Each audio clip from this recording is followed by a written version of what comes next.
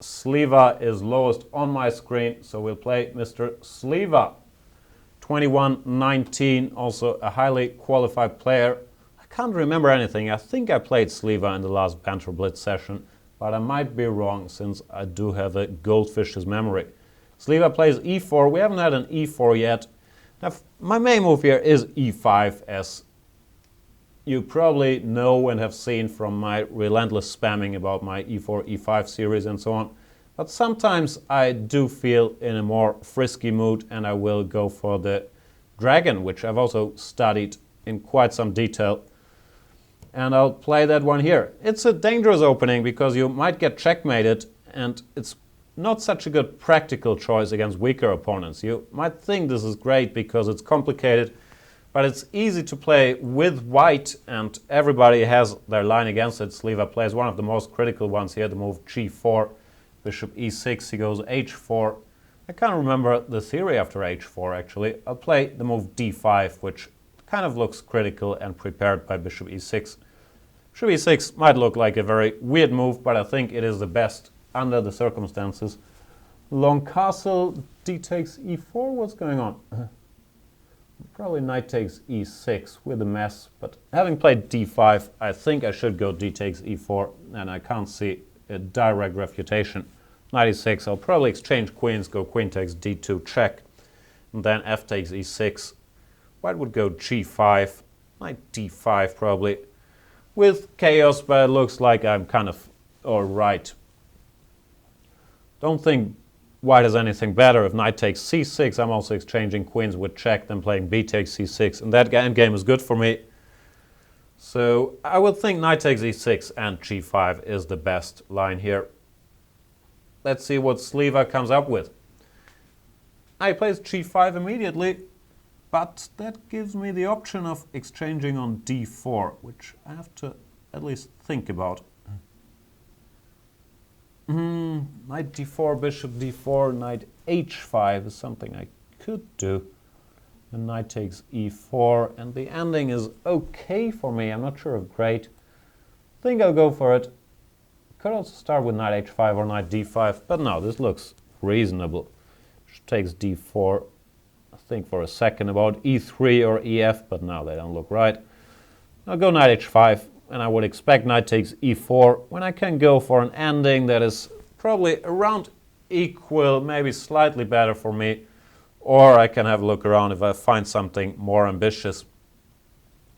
Not sure there is anything more ambitious. Maybe bishop d4, queen d4, and then queen to a5. Yeah, that might actually be a decent idea. Attacking a2 and planning to go rook fd8.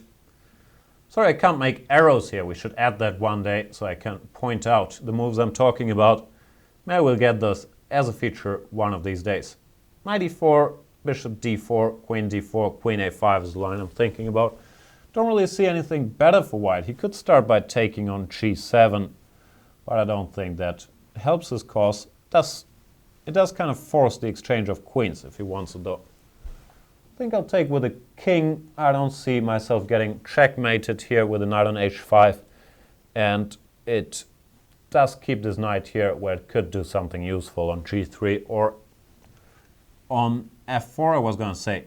Plays queen f2, avoids the queen exchange himself, which, yeah, makes for a more interesting game. So let's see what's going to happen. I'll play queen a5 and go for the counter-attack. Knight takes e4 is out of the question now, so I would expect f takes e, planning to go bishop to e2 and asking this knight some tough questions. Complicated position. That's the problem with the dragon. It sounds like a good idea to play it and fun, but then you end up with a mess of a position and you gotta find moves there. Anyway, let's keep adding fuel to the flames and take on a2 and hope that this somehow works. Queen d4, now I have e5. Bishop e2 is possible, but then I can just retreat my bishop, or so I hope, and take it from there. He takes, I will take, and queen d4 check. Did I blunder my queen? No, not yet.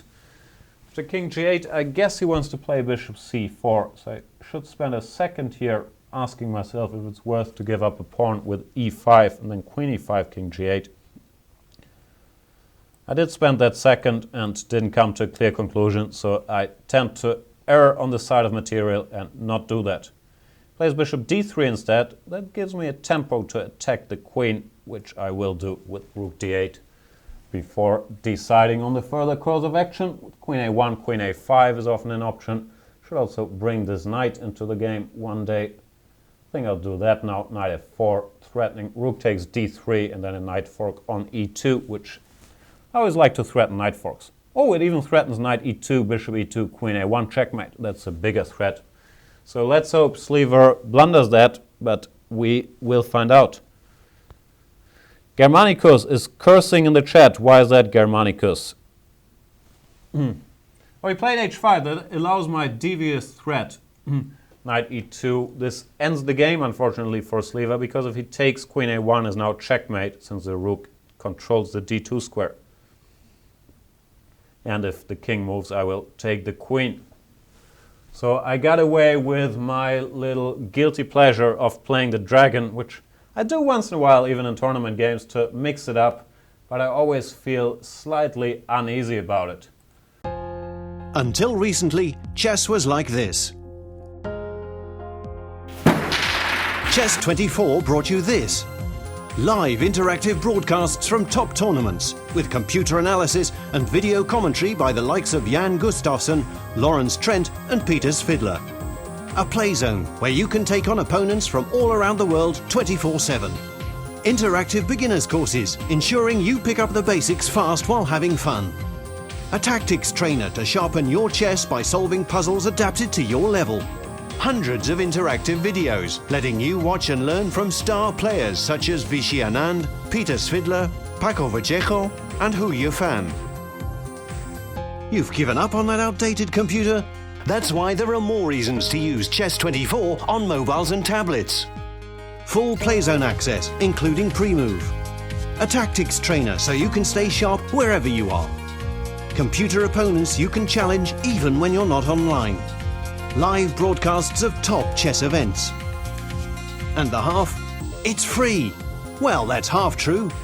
Most features are free, but limited for registered members.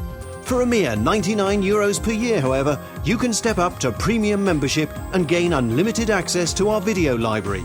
That and much more. See you at chess24.com.